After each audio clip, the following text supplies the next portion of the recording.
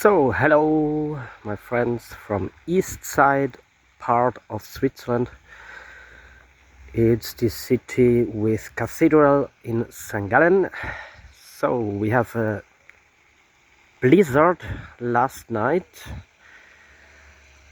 but here this is quite normal. After being spring, winter comes back, and we have here a beautiful, calmly place with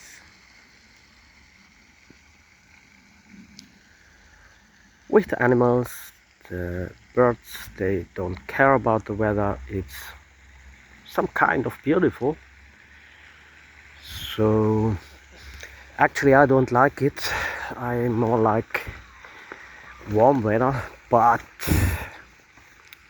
it's not so bad. Yes, we have now stop end of the blizzard, and we have fresh snow, maybe 40 centimeters.